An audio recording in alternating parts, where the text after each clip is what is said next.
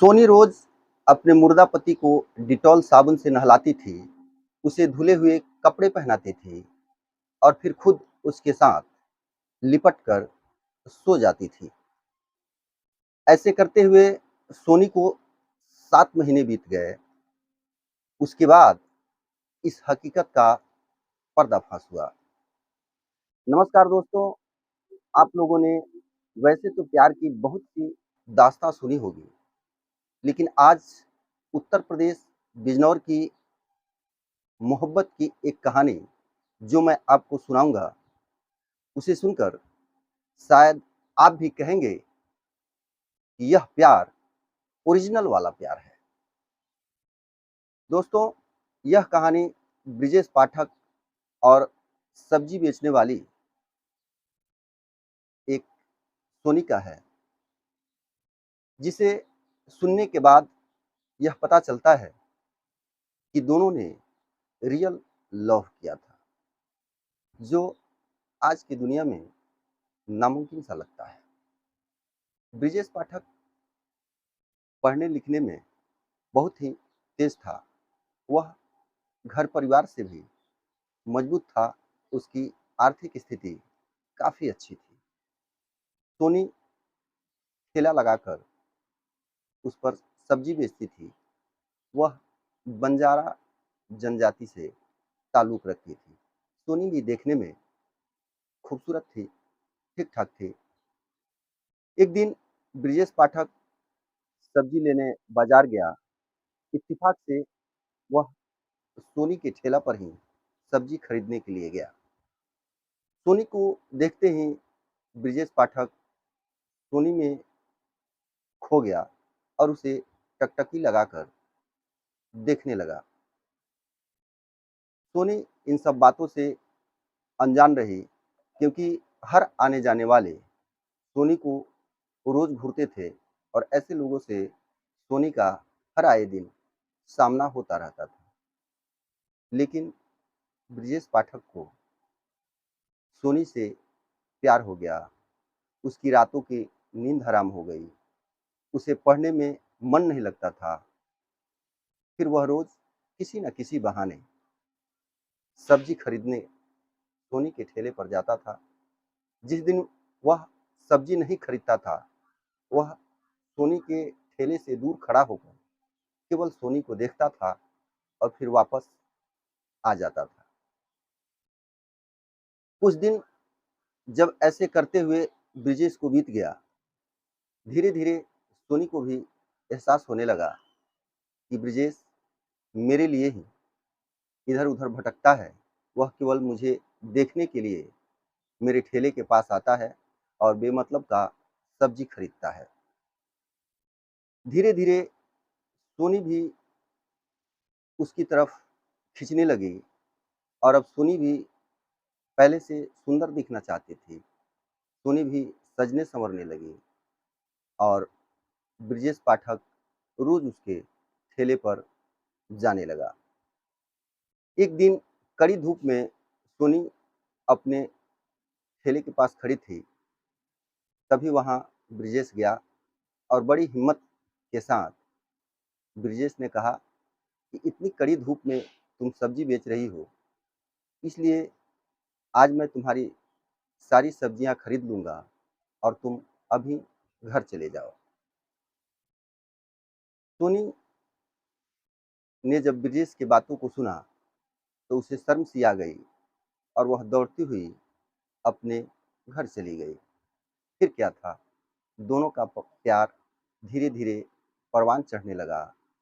अब दोनों रातों को जगने लगे और मोबाइल फ़ोन से रात-रात भर बातें करने लगे। धीरे-धीरे समय बीतने लगा, दोनों की मुलाकातें भी होने लगी, दोनों घूमने जाने लगे, दोनों रेस्टोरेंट में चाय पीने, कभी खाना खाने, दोनों साथ घूमने लगे। धीरे-धीरे समय बीतता गया और दोनों का प्यार परवान चढ़ता गया। कुछ दिनों के बाद ब्रिजेश पाठक की नौकरी लग गई बिजली विभाग में। तब ब्रिजेश पाठक के घर वालों ने लड़की ढूँढना शुरू कर दिया, ताकि ब्रिजेश की शादी हो सके। फिर ब्रिजेश ने अपने घर वालों से साफ-साफ कह दिया कि मैं तो उसी ठेले वाली लड़की से शादी करूँगा। फिर दोनों परिवार में तनाव-सा होने लगा। फिर सोनी का फ़ोन आता है ब्रिजेश के पास। सोनी कहती है कि मैंने तुम्हें पहले ही मना किया था कि हमारे और तुम्हारे हैसियत में बहुत बड़ा अंतर है। तुम एक बड़े घराने के लड़के हो और अब हमारी शादी होने से रही, अब हमारी शादी नहीं हो सकती। मेरे घर वाले भी बोल रहे हैं कि अगर अभी तुम्हें शादी करने में इतनी दिक्कत हो रही है, तो जब तुम शादी करके वहाँ जाओगी, तो वहाँ कैसे खुश रह पाओगी? लेकिन ब्रिजेश पाठक अपने वादों का पक्का निकला। उसने सोनी से कहा कि इन सब बातों से मुझे कोई फ़र्क नहीं पड़ता, मैं तो तुम ही से शादी करूँगा। अगर घर वाले नहीं माने, तो घर वालों के विरोध में जाकर मैं तुमसे ब्याह कर लूँगा। और हुआ भी यही, ब्रिजेश और सोनी घर से निकल गए और कहीं दूर जाकर दोनों ने शादी रचा ली। फिर ब्रिजेश ने अपना ट्रांसफ़र यहाँ से करवा लिया और दूसरी जगह जाकर नौकरी करने लगा और वहाँ ब्रिजेश ने एक अच्छा क्वार्टर ले लिया। फिर दोनों हँसी-खुशी रहने लगे। लेकिन किस्मत को ये सब मंज़ूर नहीं था। एक दिन एकाएक ब्रिजेश नौकरी से आता है और उसे हार्ट अटैक हो जाता है। ब्रिजेश दम तोड़ देता है। सोनी ज़ोर-ज़ोर से चीखने-चिल्लाने लगती है, लेकिन फिर उसे चेतना आती है कि अगर मैं ज़ोर-ज़ोर से चिल्लाऊँगी, ज़ोर-ज़ोर से शोर करूँगी, लोगों को बुलाऊँगी, तो लोग इसे छोड़ेंगे नहीं, इसे जला देंगे और ब्रिजेश मेरे आँखों से ओझल हो जाएगा। शायद सोनी पागल हो चुकी थी। सोनी ने यह बात किसी को बताना उचित नहीं समझा कि ब्रिजेश पाठक मर गया है या फिर प्यार के पागलपन में सोनी को यह पता ही नहीं चला कि मेरा पति अब इस दुनिया में नहीं है। सोनी रोज अपने पति को नहलाती थी, धुले हुए कपड़े पहनाती थी और उसके साथ उसी बिस्तर पर लिपट कर सो जाती थी। सोनी उसे खाने के लिए बार-बार कहती थी, लेकिन वो तो मर चुका था, वह खाना कैसे खाता? सोनी खुद रूठती थी, खुद मान जाती थी और फिर खुद खाना खाकर उससे लिपट कर सो जाती थी। उधर कई दिनों से बिजली विभाग में गैरहाजिर रहने पर उसके नंबर पर फ़ोन आया तो फ़ोन सोनी ने उठाया। सोनी ने इधर से जवाब दिया कि उसकी तबीयत खराब है, उसका इलाज चल रहा है, ठीक हो जाएगा तो फिर ऑफ़िस जाने लगेगा। इस तरह करते-करते कई महीने बीत गए। पड़ोसियों को बदबू आने लगी, लाश सड़ने लगी, लाश में कीड़े लगने लगे। लेकिन इन सब बातों से अनजान सोनी, जो प्यार में पागल हो गई थी, ब्रिजेश पाठक के लिए पागल हो गई थी, उसको इस बात की भनक भी नहीं थी कि अब लाश बदबू दे रही है, लाश सड़ गई है।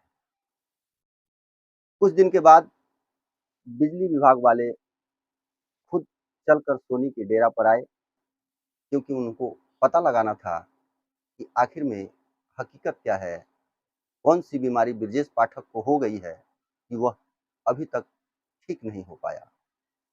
सोनी किसी को अंदर जाने नहीं देती थी, लेकिन उस दिन सोनी रोकती रह गई और बिजली विभाग वाले सोनी को हटाकर जब उसके कमरे में गए,